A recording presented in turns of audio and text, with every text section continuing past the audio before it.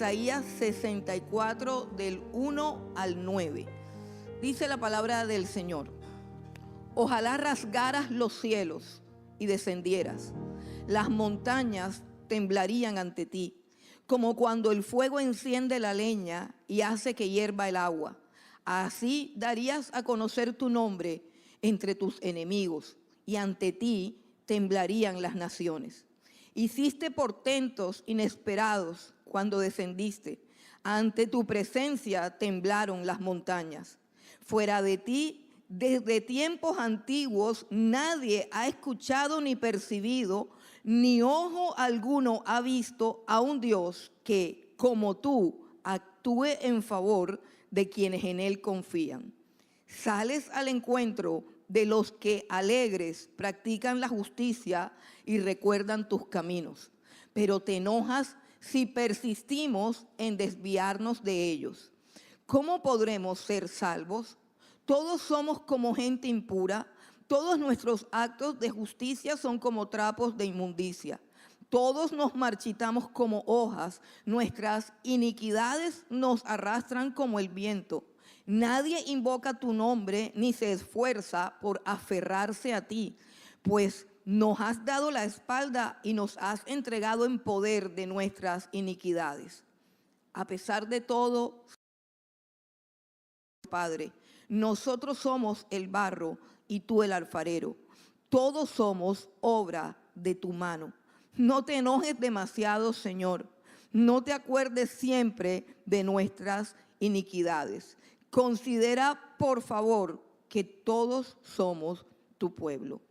Padre, te damos gracias, Señor, por tu palabra en esta mañana, y te pedimos, Dios, que nos concedas oídos para oír, entendimiento para comprender, corazón, Señor, para recibir, y voluntad, Señor, para obedecer. Padre, concédenos en esta hora, Señor, que no haya ningún estorbo ni ningún tropiezo para lo que tú quieres hacer en cada uno de nosotros. Toma, Dios, control de toda limitación mía, Señor, de toda falencia, Padre, y que seas tú glorificando tu precioso, tu glorioso nombre en medio de nosotros. Que tu reino venga a nuestras vidas, a nuestros corazones y a todo aquel que escucha tu palabra en esta hora, Señor. A los que están presentes y a los que están conectados, Dios del cielo, que tu palabra llegue a lo más profundo de su ser. Te damos gracias, Dios, y te bendecimos en el nombre de Cristo Jesús. Amén y amén. Gloria a Dios. Hay una gran diferencia entre la oración de un hombre que conoce a Dios y la oración de un hombre que solamente conoce su necesidad o lo que quiere o lo que anhela. El tamaño y el alcance de nuestras oraciones está determinado por qué tanto conocemos a Dios. ¿Quién es el Dios al cual le pedimos? ¿Quién es el Dios frente a cual oramos? Nuestra vida de oración y nuestras súplicas son el reflejo de nuestra fe y de quién es ese Dios para nosotros y si de verdad lo hemos conocido. Esta oración que hay aquí, porque es una oración, es la oración del profeta Isaías, es la oración más grande que un hombre pudo haber hecho en el Antiguo Testamento. Es la oración más grande y más poderosa. Isaías nunca alcanzó a dimensionar el alcance de esta oración. Nunca alcanzó a comprender los efectos que tendría esta oración sobre todo el universo y nunca se imaginó la manera como esta oración se cumpliría en la historia. Cuando nosotros oramos a un Dios tan grande y poderoso como el nuestro, nuestras oraciones casi siempre sobrepasarán nuestra propia existencia, nuestra propia vida.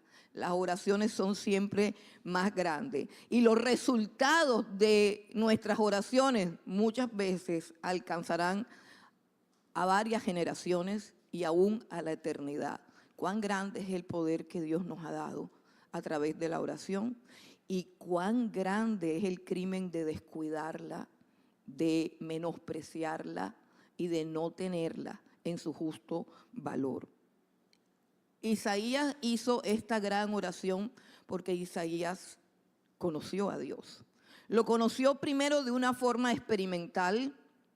Recordemos en el capítulo 6 de Isaías, cuando él escribe: en el año que murió el rey Usías, vi yo a Dios sentado en su trono y descubrió que Dios era alto y sublime.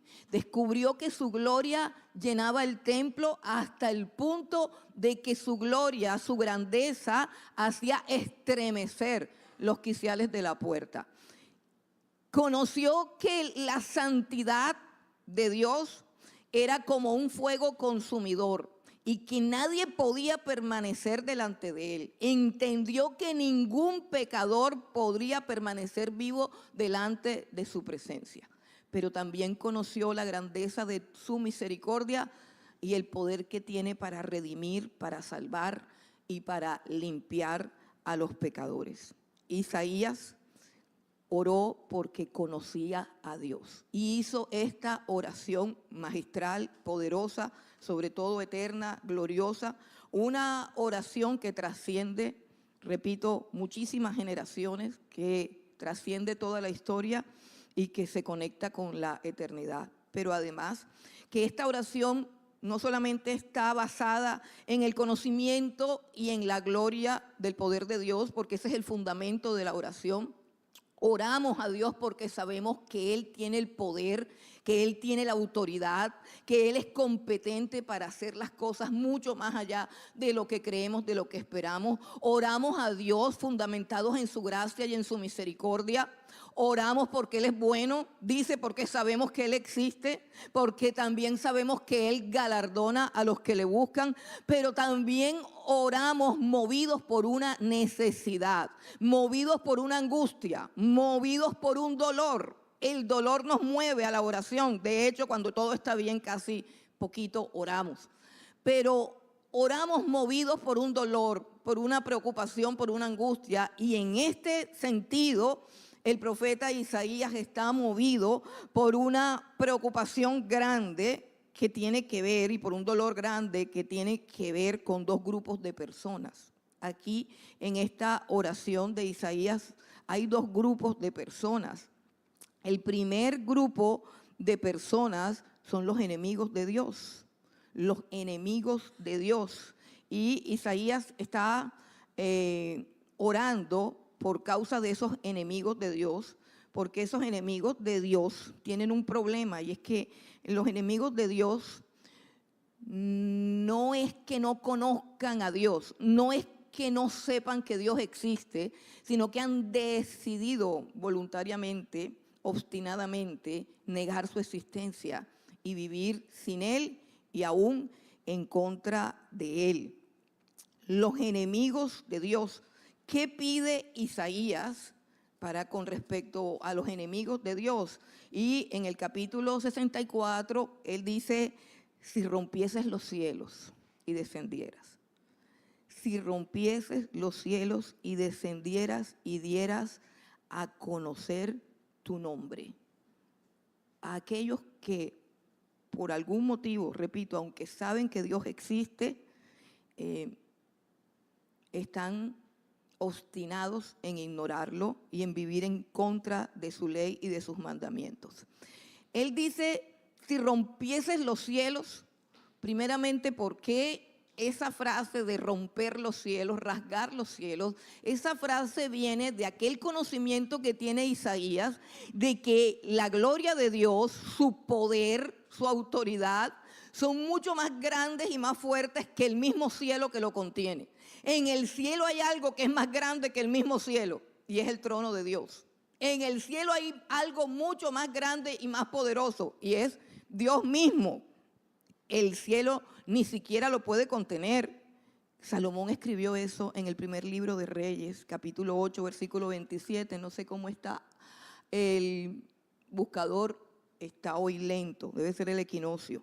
Primero de Reyes, capítulo 8, versículo 27, dice: he aquí que los cielos de los cielos no te pueden contener cuanto menos esta casa que yo he edificado para ti, dijo Salomón en la dedicación del templo a Dios. Los cielos de los cielos no te pueden contener. Y de ahí, de esa percepción clara de la gloria, de la potencia de Dios, de que es un fuego abrasador, de su majestad y de su gloria, él dice, si rasgaste esos cielos. Recuerden que cuando él narra su visión, dice que los quiciales de la puerta se estremecían, así como si se fueran a reventar a causa de la gloria que hay por causa de la presencia del Señor. Si rasgaras los cielos, Dios es más grande y más fuerte que el mismo cielo. Ahora, como los enemigos insisten en ignorarlo voluntariamente, y decimos voluntariamente porque la Biblia nos dice que hay algo muy simple y sencillo en lo cual Dios se ha manifestado, y es en la creación. Los cielos cuentan la gloria de Dios, el firmamento anuncia la obra de sus manos, las cosas invisibles de Dios, su eterno poder y su deidad se hacen claramente visibles a través de las cosas hechas, de modo que nadie tiene excusa para decir que no sabe que Dios existe. Es más, las personas que insisten en negar la existencia de Dios disfrutan de la obra de Dios, disfrutan de la tierra, disfrutan de todas las bendiciones que hay en la tierra. Todos los impíos, todos los ateos, todos los gnósticos, los que dicen que Dios no existe, disfrutan de toda la grandeza de la creación. Disfrutan, por ejemplo, de la braveza de las olas del mar y hacen surfing. Disfrutan, por ejemplo, de la impetuosidad de las montañas y hacen alpinismo. Disfrutan, por ejemplo, de la inmensidad de la nieve y patinan y esquían en la nieve, ¿cierto? Y así disfrutan de toda la grandeza y de toda la majestuosidad de Dios. Pero ¿qué tal un tsunami? Que las olas que los hacen danzar en esas tablas de surfing se conviertan en una amenaza para sus propias vidas y para todo lo que han edificado. ¿Qué tal un terremoto? Un terremoto así de los grandes, de los poderosos, que haga temblar la tierra. Nos levantamos y la tierra está firme debajo de nuestros pies, pero a veces la tierra tiembla. Recuerdan que hace 2 domingos que la tierra tembló, y tembló en Bogotá, y criticaron a los pastores porque los pastores dijeron que se quedara todo el mundo quieto, que no hicieran nada. Sí, y criticaron a otra señora que decía que esa era la presencia de Dios. Pues claro que es la presencia de Dios, porque la tierra tiembla a la voz de Dios. Es Dios el que determina que la tierra esté firme. La Biblia dice que el Señor Jesucristo sustenta todas las cosas con la palabra de su poder. La tierra está quieta porque la palabra de Dios la tiene quieta. Dios le dijo a Job una vez, entre todas las preguntas que le hizo a Job cuando Job estaba deprimido, angustiado, enfermo, arruinado, etcétera, etcétera, le dijo: ¿eres tú el que le pone límite a las olas del mar? ¿Eres tú el que le dice: para, hasta ahí llega el orgullo de tus olas? Es Dios el que detiene el mar. Y si hay un tsunami, es Dios el que lo suelta. Y si la tierra tiembla, es porque Dios quiere que tiemble. Porque Él es soberano, es Señor, es omnipotente y es todopoderoso. Así que todas esas cosas del terremoto, del tsunami, de todo eso, hacen mucho bien, hermano. Hacen mucho bien. Son muy eficaces para hacer que los hombres se vuelvan a Dios. Pero Isaías está pidiendo algo peor que un terremoto, algo peor que el peor terremoto, algo mucho más grave, algo mucho más terrible. Isaías lo que está pidiendo es que Dios rompa los cielos y descienda en persona acá a la tierra, de tal manera que el terremoto, el tsunami y cualquier estremecimiento que haya en el universo sería solamente como un coletazo, sería solamente como un efecto colateral de su venida. Eso sería mucho más grande, eso sería mucho más terrible.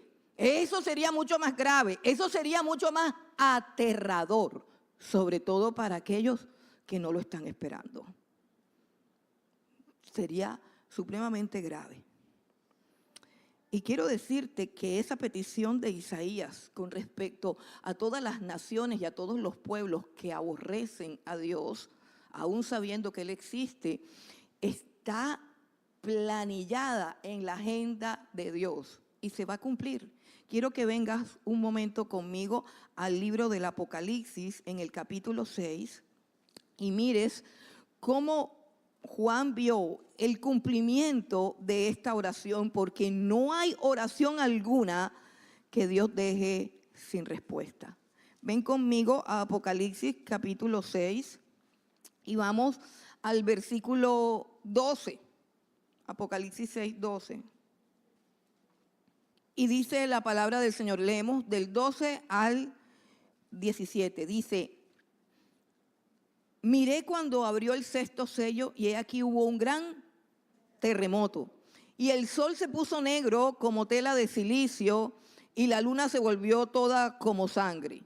¿Y eso a cómo le llamaríamos? Porque eso es en el cielo, cielomoto. No sé si esa palabra existe. Bueno, y dice, y las estrellas del cielo cayeron sobre la tierra como la higuera deja caer sus higos cuando es sacudida por un fuerte viento. Y el cielo se desvaneció como un pergamino que se enrolla y todo monte y toda isla se removió de su lugar. Esto no es un terremoto, esto es algo mucho más grave. Y los reyes de la tierra y los grandes, los ricos, los capitanes, los poderosos y todo siervo y todo libre se escondieron en las cuevas y entre las peñas de los montes. Pero no es que haya un terremoto y puede caer la montaña encima de uno o puede caer una piedra sobre uno. Pues resulta que para eso es que se esconden en las montañas y en las peñas y en los montes, para que les caiga la montaña encima. Ven conmigo y seguimos leyendo, dice: y decían a los montes y a las peñas, caed sobre nosotros y escondernos del rostro de aquel que está sentado sobre el trono y de la ira del Cordero, porque el gran día de su ira ha llegado y ¿quién podrá sostenerse en pie? Así que Isaías no está pidiendo un terremoto, Isaías no está pidiendo un tsunami, Isaías está pidiendo que Dios descienda, que Dios descienda.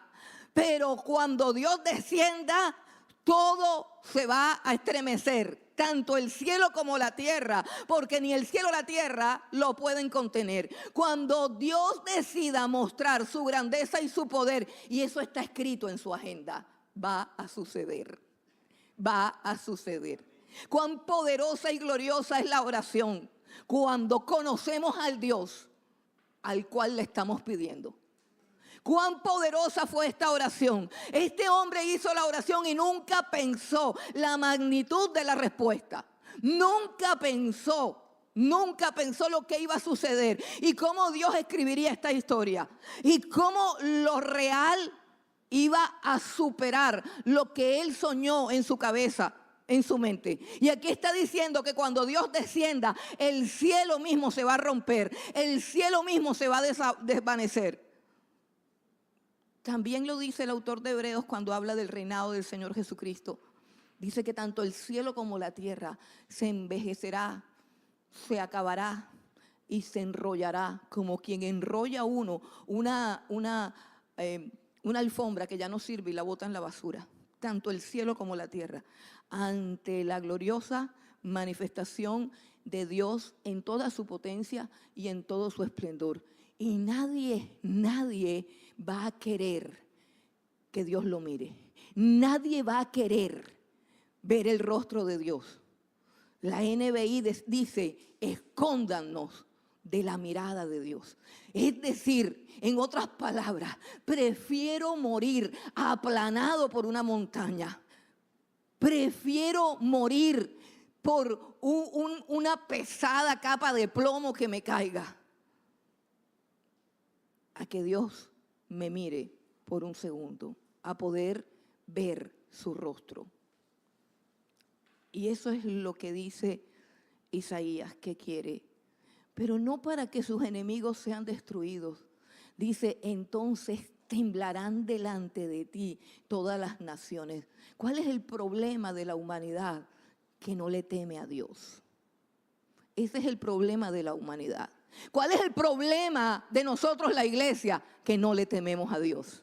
Que Dios nos pide algo y comenzamos con una cantidad de excusas, de argumentaciones. Ese día, ¿quién va a argumentar? Cuando la tierra se mueva debajo de tus pies, cuando Dios dé su rugido y el cielo se estremezca, ¿qué vas a decir? ¿Qué vas a argumentar? ¿No será glorioso ese día? Pues para mí lo es.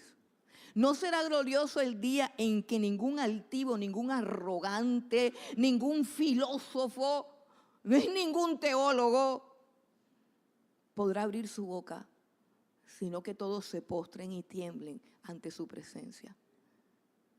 Se van a acabar tantas cosas que son fastidiosas, hermano.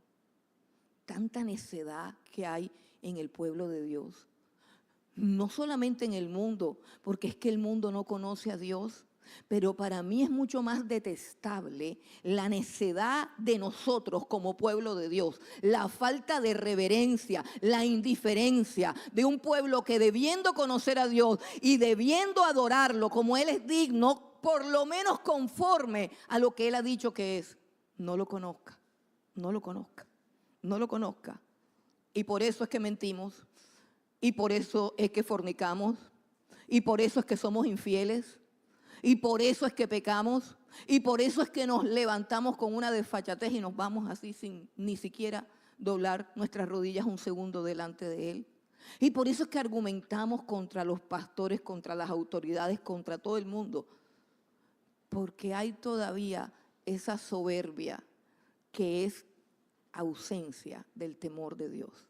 Ausencia del conocimiento de Dios. Por eso es que hay rebelión en nuestros corazones. Por eso es que alzamos la voz y nos rebelamos contra las cosas de Dios. Si nosotros pudiéramos contemplar esa grandeza y ese poder, como un día lo contempló por un instante Isaías y dijo, ay de mí, que soy muerto, porque siendo yo un hombre de labios inmundos.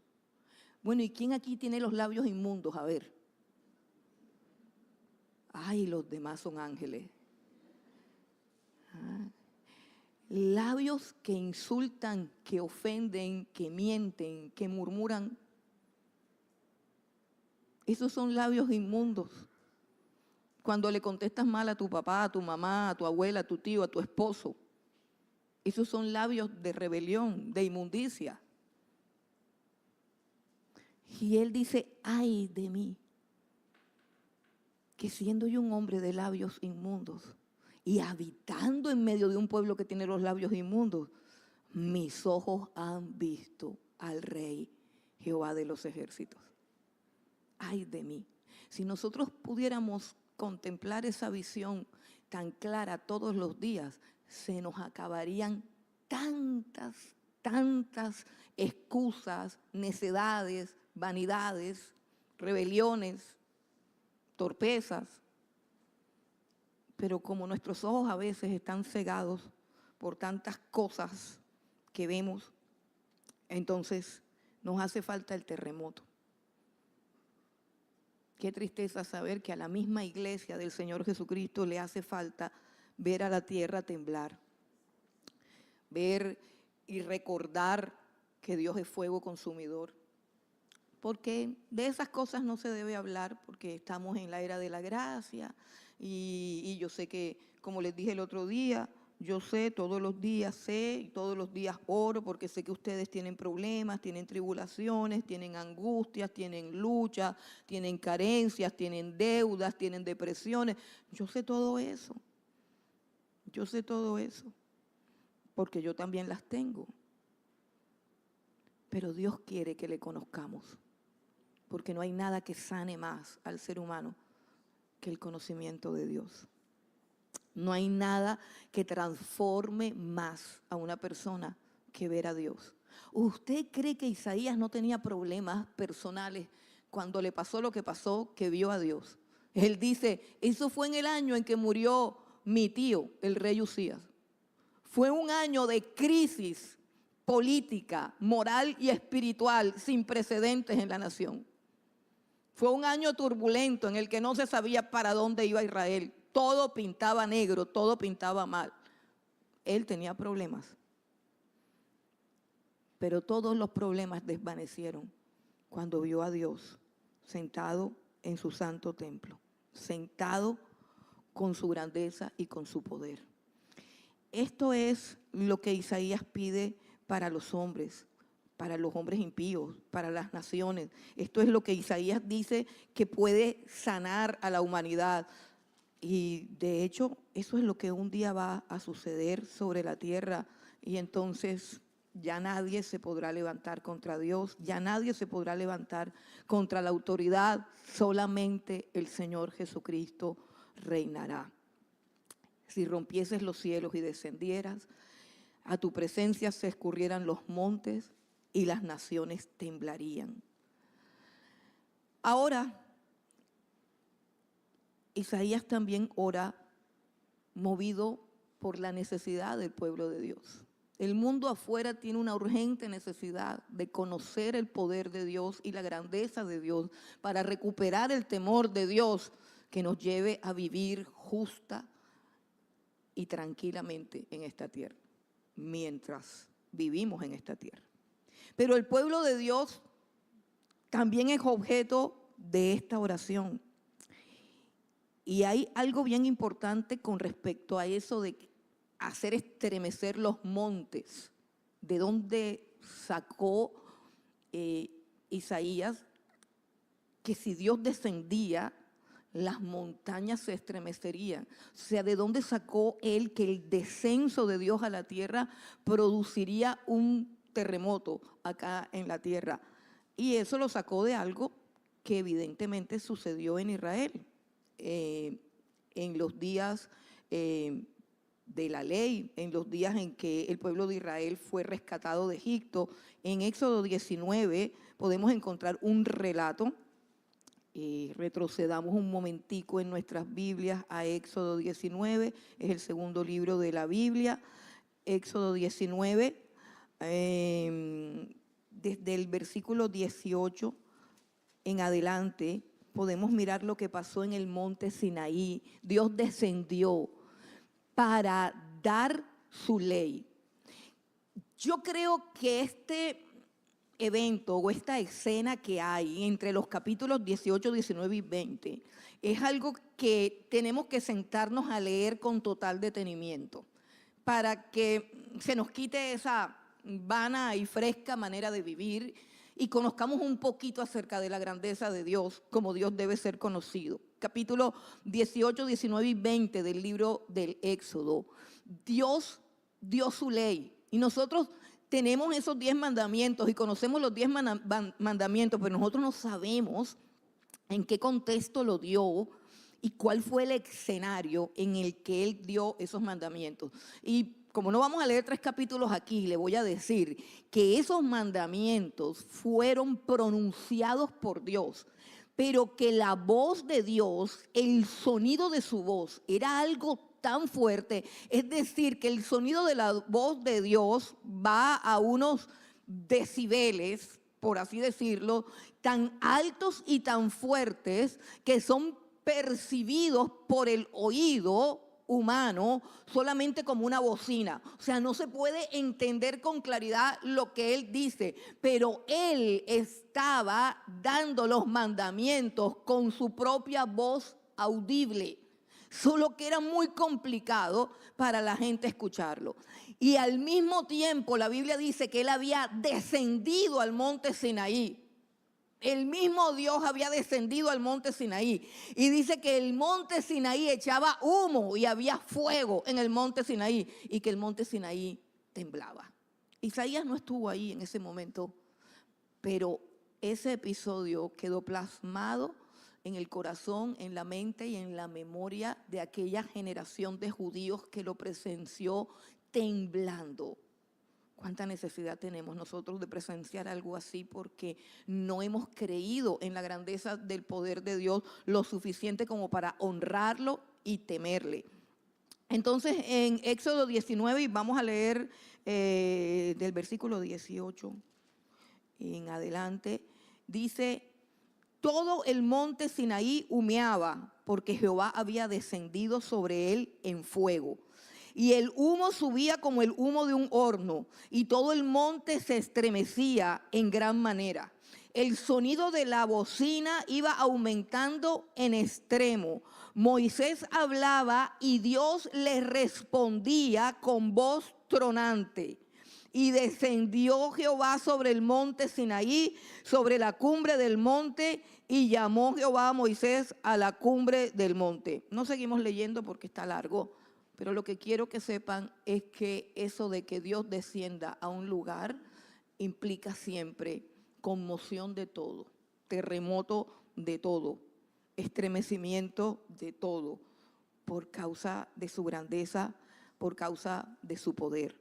Volvamos al capítulo 64 del profeta Isaías y sigamos examinando la oración que hizo Isaías. Ahora va a orar por su pueblo, por el pueblo de Dios, por el pueblo de Israel. Y cuando ora, recuerda. Es importante que tú lleves memoria, un escrito de todo lo que Dios ha hecho en tu vida. Porque nosotros, en nuestra naturaleza caída, tenemos una capacidad de olvidar las cosas buenas que Dios ha hecho y recordar toda la vida lo malo que nos ha pasado. O sea, para arrastrar una desgracia somos expertos, o sea, la arrastramos por años, es que me pasó, es que me hizo, es que ese día yo no entendí. Pero cuando Dios nos ha bendecido con un milagro, con un portento, tenemos que escribirlo. Dios le enseñó eso al pueblo de Israel: hagan altares de piedra, escribe lo que Dios ha hecho, toma un diario y escribe todas las bendiciones, misericordias y favores que Dios ha hecho contigo. Como hizo Nabucodonosor, después de que estuvo 7 años allá arrastrado, comiendo hierba, que las uñas le crecieron, que se volvió como un salvaje, y luego cuando él se arrepiente y reconoce que el trono de Dios gobierna sobre su vida y que él no es nadie delante de Dios, entonces es restaurado en su salud mental, en su apariencia física, es restaurado a su reino y dice: conviene que yo declare los portentos y maravillas que Dios ha hecho conmigo. Conviene que yo declare. Pues así también conviene que tú anotes y que tú proclames todo lo que Dios ha hecho contigo y no te calles. Que tú seas una persona que avanza sobre la tierra glorificando a Dios, porque tú debes ver la gloria de Dios en tu vida. Si tú de verdad eres una persona que ora, que clama, que ayuna, que ha visto respuestas, que ha visto grandes cosas de parte de Dios, debes anotarlas, debes recordarlas y debes proclamarlas. Entonces, Isaías, para orar por su pueblo, comienza a recordar todo lo que Dios ha hecho por su pueblo. En el versículo número 3 dice: cuando haciendo cosas terribles, cuales nunca esperábamos, descendiste, fluyeron los montes delante de ti.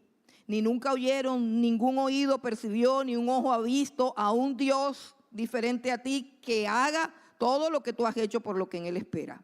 Ahora, ¿qué es lo primero que ha hecho? Ha hecho portentos. Lo primero que Él enumera que Dios ha hecho por su pueblo son portentos. Escucha, hay muchos dioses, por supuesto, todos falsos. Ninguno existe. Hay una cantidad de dioses falsos que se invocan, pero ninguno de esos dioses, precisamente porque no existen, porque son falsos, pero ninguno ha hecho lo que Dios ha hecho por su pueblo. Dice que ha hecho portentos. La historia de Dios con su pueblo está escrita por grandes portentos y grandes milagros que demostró. Dios, cuando quiso redimir al pueblo de Israel de la esclavitud de Faraón de Egipto, lo que hizo fue derribar todos los ídolos de Egipto de una manera portentosa. Las 10 plagas de Egipto, unas plagas prácticamente universales, una cosa majestuosa, poderosa. Dios envió todo eso y derribó toda la gloria, todo el orgullo, toda la soberbia y toda la idolatría de Egipto. Y no contento con eso, cuando los saca, entonces conocemos todo lo que hace, hermano. Conocemos cómo los guardaba de día con una columna, con una nube, de noche con una columna de fuego. Y conocemos cómo abrió el mar rojo, cómo pasaron en seco y cómo en ese mismo mar ahogó a todos los ejércitos de Faraón con todos sus carros y al mismo Faraón. Y hizo que cuando ellos estuviesen del otro lado del mar rojo, las olas del mar trajeran delante de sus ojos los cuerpos muertos de aquellos hombres que los habían azotado,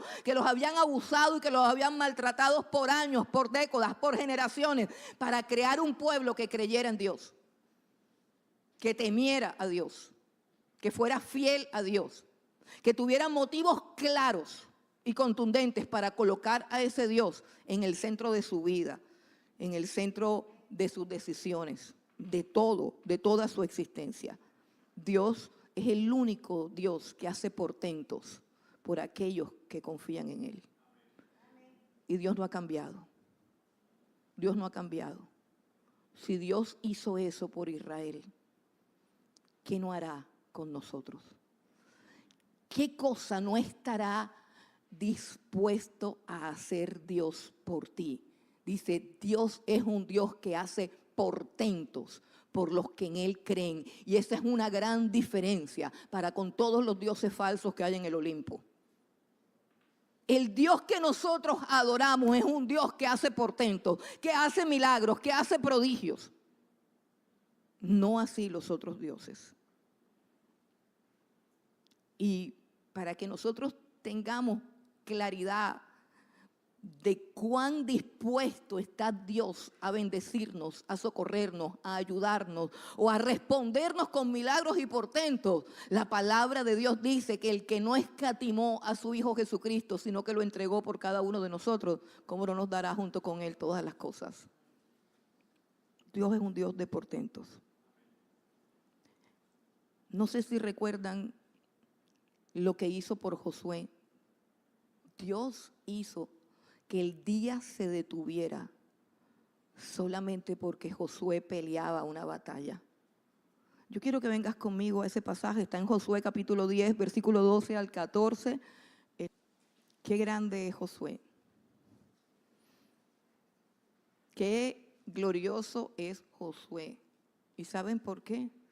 Porque podía orar sin límite, sin mezquindad, sin temor, podía orar y pedir cosas que quizás ninguno de nosotros pediría jamás. Dice, entonces Josué habló a Jehová el día en que Jehová entregó al amorreo delante de los hijos de Israel y dijo en presencia de los israelitas, sol detente en Gabaón y tu luna en el valle de Ajalón. Continúa, y el sol se detuvo y la luna se paró hasta que la gente se hubo vengado de sus enemigos. ¿No está escrito esto en el libro de Jacer? Y el sol se paró en medio del cielo y no se apresuró a ponerse casi por un día entero. ¿Sigue? Y no hubo día como aquel, ni antes ni después de él, habiendo atendido Jehová a la voz de un hombre, porque Jehová peleaba por Israel. Habiendo atendido Jehová a la voz de un hombre, detuvo el sol. ¿Sí ve por qué Isaías escribe, no existe un Dios que haga las cosas que tú haces por los que en ti esperan? Nunca en la historia ha habido ni habrá, dice Isaías, un Dios como tú que obre de manera tan portentosa a favor de los que le esperan. Y mi pregunta es si tú lo has conocido y si tú crees en ese Dios y si tus oraciones concuerdan con la grandeza y el poder de ese Dios. A Dios hay que pedirle cosas grandes. A Dios hay que pedirle cosas grandes. Yo no sé si te acuerdas de la mujer sirofenicia que le pedía a Dios a gritos que sanara a su hija que estaba atormentada por un demonio. Y Jesús le dijo, yo no he venido sino por las ovejas perdidas de Israel. Yo no puedo darle el pan de mis hijos a los perros. Y la mujer dijo, precisamente, los perros comen de las migajas de la mesa. Yo lo que te estoy pidiendo es una migaja de la mesa. Evidentemente yo soy como un perro, pero aún los perros comen de las migajas de la mesa. En otras palabras, en paráfrasis, lo que le dijo esta mujer, el milagro que yo te estoy pidiendo, para ti que eres tan grande y tan poderoso, es como una migaja que cae de tu mesa.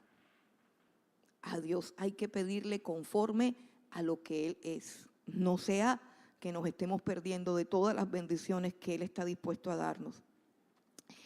Lo otro que recuerda Isaías acerca de la relación de Dios con su pueblo es que Dios es un Dios de recompensa. Capítulo 64 de Isaías, versículo 5, sales al encuentro del que con alegría hace justicia. Sales al encuentro del que con alegría hace justicia.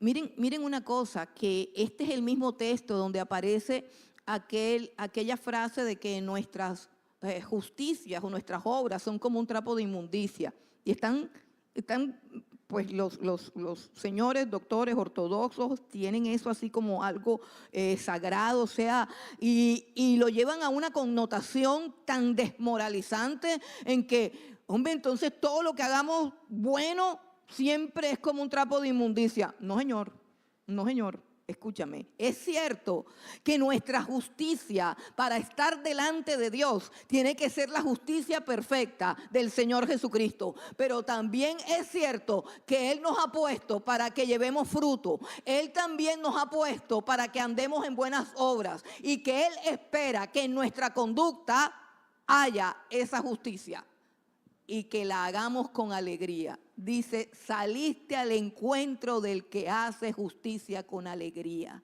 con alegría. Es más, hermanos, yo creo que la diferencia entre una buena obra que para Dios es como un trapo de inmundicia y una buena obra que se hace, que es grata delante de Dios, es precisamente la alegría. La alegría. ¿Por qué? Porque cuando yo hago lo bueno por gratitud, por alegría, yo estoy honrando a un Dios que me ha justificado gratuitamente. Y mi vida y mi justicia no es una ofrenda por el pecado, sino una ofrenda de gratitud por su perdón, que es diferente. El que hace justicia la hace con alegría. Pero el que hace justicia con amargura y con dolor porque le toca, porque cree que si no lo hace, entonces es castigado. Esa justicia con la que tú quieres alcanzar el favor de Dios, con la que tú quieres tapar lo malo que hace, eso sí es un trapo de inmundicia.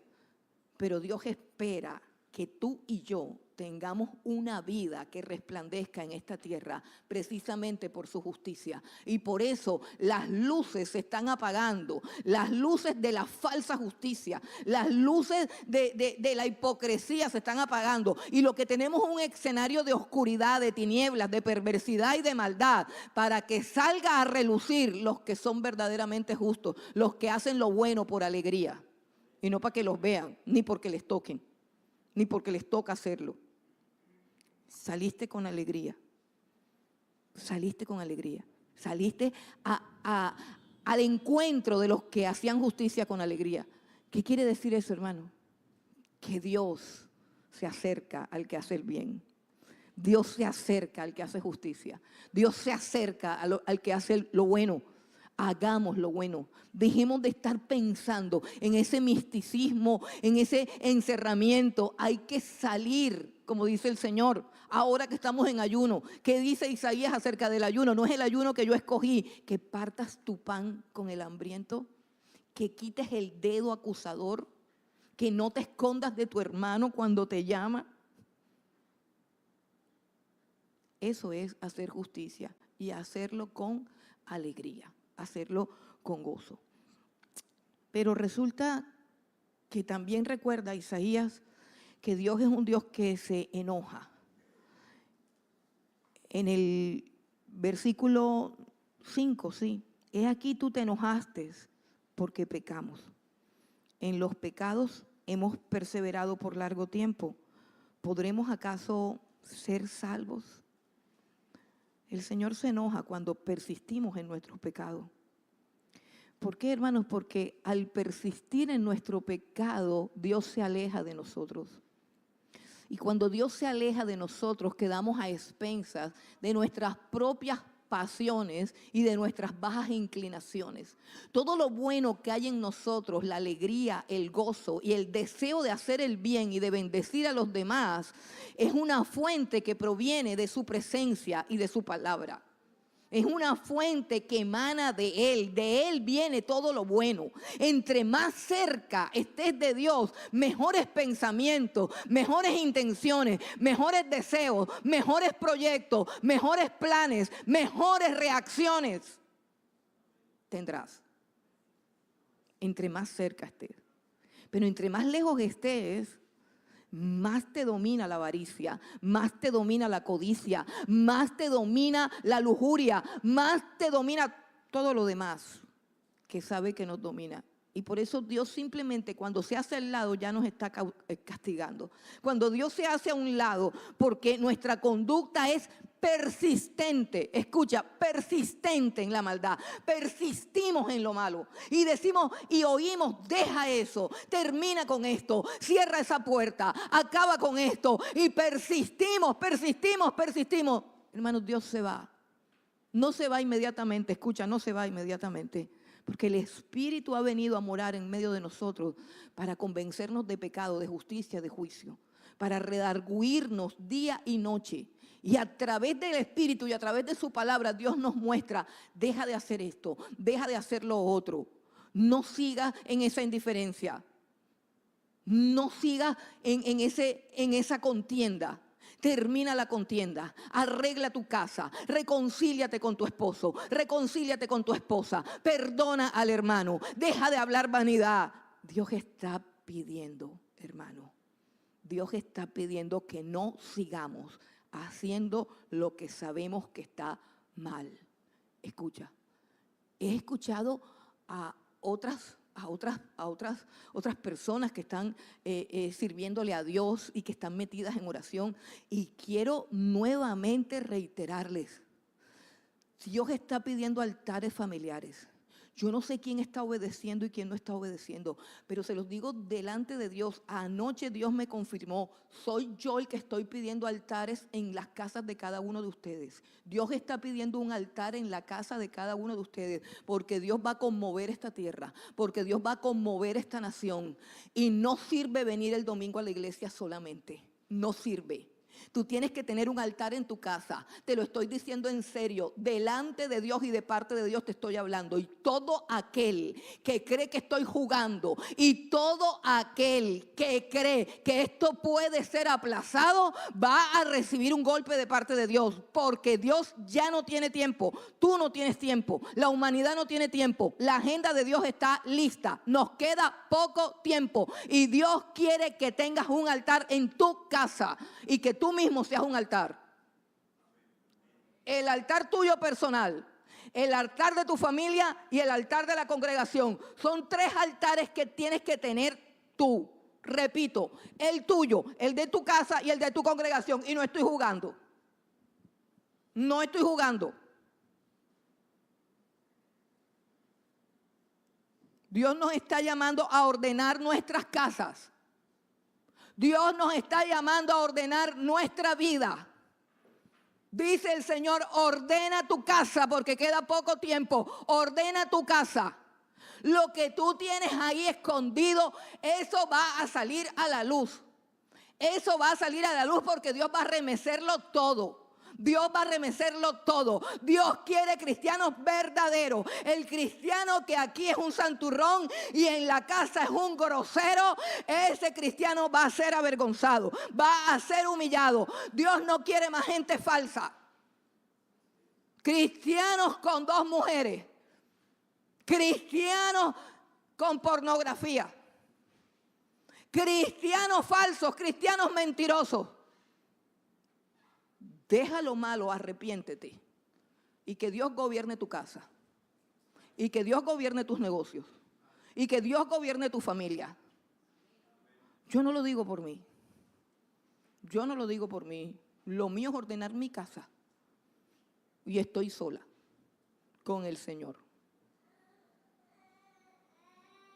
Pero hay casas que no funcionan según el orden divino. Escucha, hay casas que no funcionan según el orden divino y van a ser removidas. Dios no se va a quedar jugando a la careta.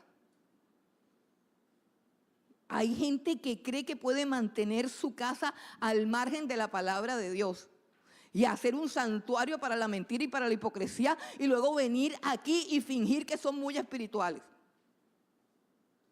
Dios no quiere esa falsedad. Teatros hay bastantes para que puedan ir. Repito, todo el que quiere fingir ser cristiano, teatros es lo que hay. Teatros es lo que hay. Si quieres de verdad ser como Dios quiere que seas, ordena tu casa. Te lo estoy repitiendo porque estoy completamente convencida que lo está pidiendo Dios. Y estoy completamente convencida que el que no obedezca va a tener un problema. No va a poder resistir lo que viene. No es una amenaza, no es que Dios va a venir y te va a castigar. No es que se va a desmoronar tu vida. ¿Por qué? Porque no tiene cimientos. ¿Entiendes? Porque no es que, ay, no, Dios ahora va a venir y te va a mandar una ruina. No, yo no estoy diciendo eso. Entiéndeme. Cuando hay una sacudida, lo que queda es lo que está firme, lo que tiene cimientos. Es lo que Jesús dice. Es lo que Jesús dice. Si alguno oye mis palabras y las obedece, si alguno oye mis palabras y las obedece, tú oyes la palabra de Dios aquí. A mí yo no sé de qué más me hace falta hablar. Yo no sé en qué parte más me tengo que meter. Porque el Señor Jesucristo se mete en la vida de todo el mundo. Por eso es que yo no voy a la casa de nadie, porque la palabra de Dios llega a todos. Mira, llega al baño, a la cama, a la oficina, a la cocina, a todo lugar llega la palabra de Dios y no te puedes esconder del ojo de Jehová. Y a Él es el que le tienes que dar cuentas, a mí no. Yo a duras penas respondo por mí misma y por lo que tengo que decir aquí. Pero Dios ve todo lo que tú haces. Dios ve todo lo que haces. Y Dios está llamando al orden. El que oye mi palabra y la obedece es como el hombre que edifica su casa, no su iglesia, su casa, donde tú vives. Escucha, donde tú vives. La gente que está a tu alrededor, eso se llama casa. Casa, el lugar donde tú vives, o sea, para donde vas ahora que salgas. Esa es tu realidad. Esa es la versión oficial de ti mismo.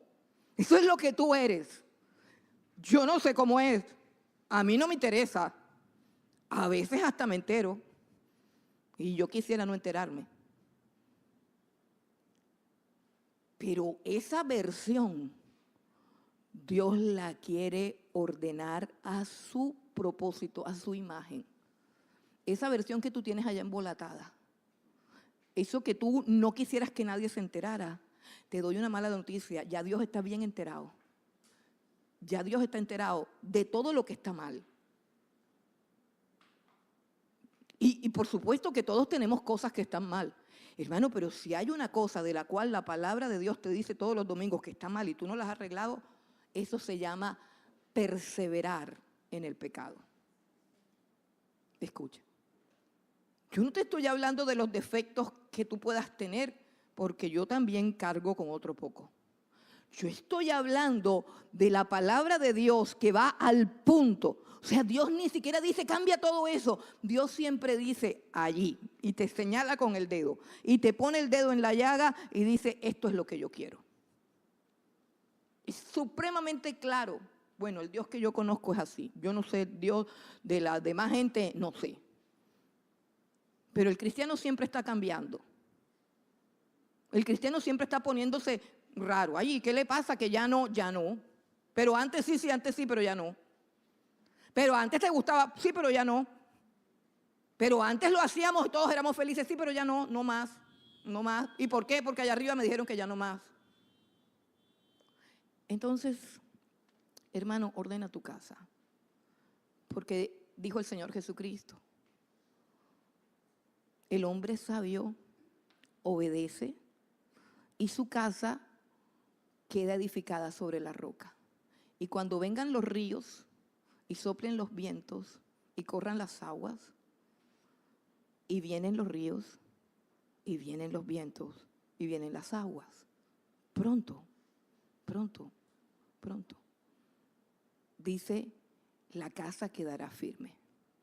Pero si tú tienes una casa que no concuerda con nada de lo que tú oyes en este púlpito y en todos, no solamente en este púlpito, porque de pronto escuchas 5,000 mensajes por mes. A mí me llegan como 20,000. Yo no los escucho todos. Yo nada más con el que Dios me da ya quedo preocupada. Quedo preocupada toda la semana. Con el mensaje que Dios me da el domingo, ya yo quedo preocupada. Entonces cuando me embordean y que y dije, no, pues si no puedo ni con el que recibí. No puedo ni con el que voy a predicar, ni tampoco puedo con el que prediqué la semana pasada y ahora que me manden a otro también. No, me da la depresión, hermano. Pero algunos de ustedes sí pueden. Entonces, hermanos, si todos los mensajes apuntan a que hagas algo que tú no estás haciendo, tu casa se la va a llevar el viento, se la va a llevar el río. ¿El río de qué, hermano? De su presencia, de su verdad. ¿Tú crees que la casa de Dios, la familia de Dios y el pueblo de Dios puede ser edificado con gente falsa? Escucha. ¿Tú crees que tú puedes edificar una iglesia cuando en tu hogar hay una realidad que no concuerda para nada con lo que Dios habla en su palabra? Una realidad que te toca esconder. ¿Tú crees que puedes ser pueblo de Dios así? No. Sin embargo, escúchame bien, eres pueblo de Dios porque Dios te ha llamado a ser pueblo. Pero todo tiene su tiempo. Escucha, la salvación no es algo estático. La salvación es un proceso de transformación por su palabra, por su presencia y por su poder. Yo no soy la misma de hace 5 años y el año que viene voy a ser diferente porque Dios me lleva de su mano y me está llevando a un lugar donde todavía no he llegado. Si tú te quieres quedar sentado en la silla hablando las mismas bobadas, quédate tú. Yo sé en quién he creído. Y nosotros tenemos que ser transformados. La palabra de Dios no es para distraernos. La palabra de Dios es para transformarnos. Ahora Dios está pidiéndole a cada uno de ustedes que hagan algo. Y en este momento ya saben qué es lo que tienen que hacer. ¿Sí o no? Ok. Bueno, entonces ya si lo hacen o no lo hacen, hasta ahí. Ese no es mi problema. Ese no es mi problema. Mire, y yo sé que lo que Dios está pidiendo tiene que ver con el orgullo. ¿Qué es lo que nos impide humillarnos, obedecer? Cambiar una estructura que hemos mantenido por años, una estructura de pecado, de soberbia y de rebelión. ¿Qué es lo que nos impide? El orgullo. El orgullo. No hay nada más humillante que obedecer. Pero no hay nada que le agrade más a Dios que la obediencia. Dice Jesucristo, aunque era hijo, por lo que padeció, aprendió la obediencia. Y habiendo sido perfeccionado, vino a ser autor de eterna salvación para los que le claman.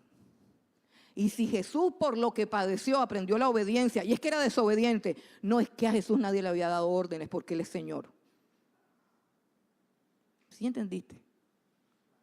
Jesús tenía que aprender a obedecer, pero ¿y por qué? ¿Que era rebelde como nosotros? No.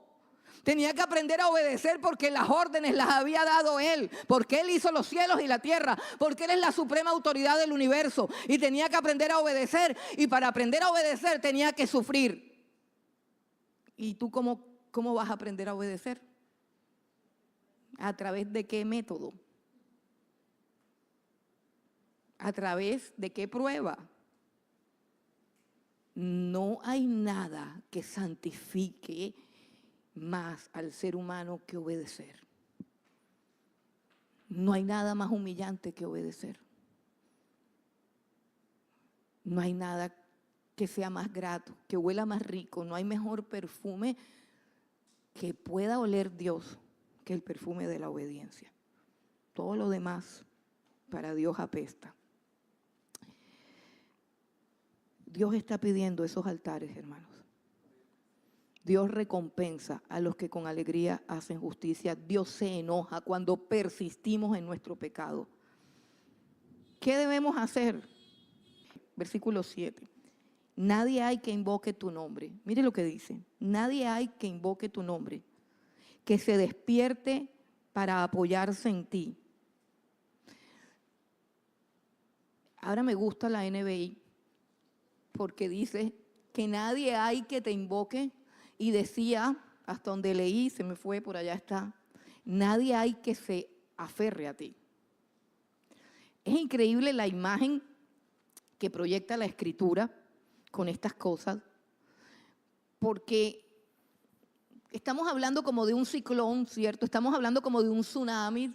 Estamos hablando, no sé si ustedes han visto películas de tsunamis, de terremotos, de cosas así, ¿cierto? Si se dan cuenta, por lo menos si es un remolino, ¿cómo se llama? Un tornado, si es un tornado, todo se lo lleva la fuerza del viento. O si es un tsunami, todo se lo lleva la fuerza del agua y las personas vuelan y se les cae todo y se revientan contra todo. Y él está diciendo, o sea, la figura que hay en su mente es que seremos arrebatados cuando venga ese tornado, cuando venga ese ciclón, cuando vengan esos ríos que están llegando. Seremos arrebatados, nos llevará el viento, nos llevarán las aguas, a menos que estemos agarrados de algo muy firme, muy fuerte. Eso es lo que dice. Dice, no hay quien invoque tu nombre. Y en la NBI dice, y no hay quien se aferre a ti. Aferrarse no es agarrarse, ¿cierto? Creo que hay una diferencia clara en las palabras, ¿cierto? Como cuando uno dice, bueno, aquí viene la montaña rusa, ¿cierto? Y uno no va ahí con la mano, uno va así, aferrado. Jamás, o sea, nada más me monté una vez y más nunca, jamás, ni lo volveré a hacer, jamás, jamás. Pero uno no se agarra, hermano, hasta con los dientes. ¿Por qué? Porque, o sea, no sé, aunque ahora hay tanta loquera que he visto gente que levanta las manos y hace cosas raras. Pero bueno, ese es un espíritu suicida que es muy normal ahora, pero yo no lo tengo. Por lo general, la gente normal tiene un instinto de supervivencia, o sea, y el instinto de supervivencia te dice, y la palabra de Dios te dice, aférrate del Señor Jesucristo. No dice agárrate, no dice agárrate, dice aférrate. Y esa es la diferencia entre venir todos los domingos a escuchar la palabra de Dios para que me vaya bien, o para que mi papá no me regañe, o quién sabe para qué más, y estar aferrado al Señor Jesucristo, sabiendo que ahorita pasa el ciclón, ahorita se desbordan los mares, y solamente el que esté bien agarrado, solamente el que sepa a quién invocar. Y por eso dice, todo esto está pasando, pero no hay quien invoque tu nombre. O sea, qué necedad. No hay quien invoque tu nombre, no hay quien se aferre a ti. Esas son las cosas que tenemos que hacer, invocarlo y aferrarnos, invocarlo y aferrarnos. Ahora, dice el versículo 8, una realidad esperanzadora, porque las oraciones deben ser dadas con esperanza. Y aquí está la esperanza. En el versículo 8 dice, ahora pues Jehová, tú eres nuestro Padre. nosotros barro y tú el que nos formaste. Así que obra de tus manos somos todos nosotros. No te enojes sobremanera, Jehová, ni tengas perpetua memoria de la iniquidad. He aquí, mira ahora, pueblo tuyo somos todos nosotros. Hermanos, esta es la esperanza. Esta es la esperanza. Él contempla todo eso, Él contempla el pecado, como quizás ahora mismo tú por el Espíritu Santo y por la palabra has contemplado tu pecado y has dicho, mi vida es un desastre, ¿y ahora qué voy a hacer si no tengo ni la fuerza ni el valor? ¿Cómo comienzo a arreglar todo lo que por años he dejado de deteriorar? ¿Te has puesto a pensar en eso hoy? Pero Dios te dice, yo soy tu Padre. Y esa es una realidad más fuerte que todo lo malo que hemos hecho, que todo el tiempo que hemos perdido. Él dice, yo soy tu Padre. Bueno, quizás no todo el mundo aquí sea hijo de Dios, pero yo creo que todo el que está aquí, si no es hijo de Dios, ha sido llamado por Dios para ser su hijo. Dice Juan capítulo 1, versículo 12, a los que recibieron a Jesucristo, a los que creen en su nombre, Dios le ha dado potestad de ser hechos hijos de Dios, los cuales no son engendrados de carne y sangre, o sea, no tiene que ver con tu mamá ni tu papá, sino que son engendrados por Dios. Y esa es una realidad más fuerte, esa es una realidad más grande y sobre todo más esperanzadora. Número 1, somos sus hijos. Somos su pueblo. No importa el desastre que tienes en tu casa. Vuelvo allá porque sé que hay muchas personas que deben estar desmoralizadas. Arreglar una casa que no se ha arreglado en siglos es bastante complicado. Pero no para alguien que es hijo de Dios. No para alguien que tiene a Dios por Padre. Tú no puedes decir que tu realidad no puede ser transformada. Yo te digo, y la palabra de Dios dice esta mañana, no importa cuál sea tu realidad, yo la puedo transformar, porque no solamente yo soy tu Padre, sino que tú eres barro y yo soy alfarero. Y el alfarero toma el barro en sus manos y lo amasa y lo hace de nuevo. Así que Dios tampoco te está pidiendo algo que tú no puedas arreglar. ¿Sabes lo que Dios te está pidiendo? Que te pongas en sus manos. Que te pongas en sus manos. Porque la realidad de tu casa, la realidad de tu vida, la realidad de tu existencia, Él la va a transformar con su poder. Eso es lo que Dios quiere. Dios no quiere que salgas de aquí desmoralizado, pensando que Dios te está pidiendo algo que tú no le puedes dar. No, es que Él sabe. Dios nunca pide lo que no le podemos dar. Nunca, nunca, nunca, nunca. Dios solamente pide que confíes en Él. Escucha, nunca ha habido ni habrá jamás un Dios que haga tales cosas por aquellos que en Él confían.